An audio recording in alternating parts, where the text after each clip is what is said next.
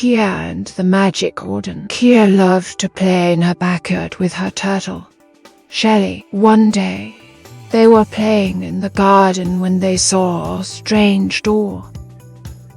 The door was made of wood, and it was covered in vines. "What's that?" Keya asked. "I don't know," Shelly said, "but it looks like fun." Keya and Shelly opened the door, and they found themselves in a magical garden.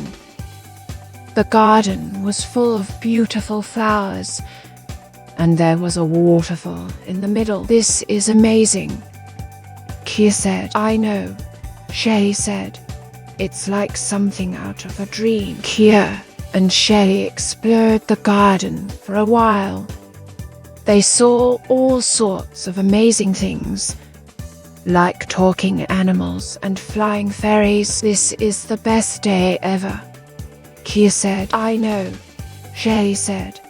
"I'm so glad we found a place." Keya and Shelly played in the garden for a long time. They had so much fun that they didn't want to leave. But eventually, it was time to go home. Moral of the story: there are magical places all around us, if we only know where to look. I hope you and your daughter like this story.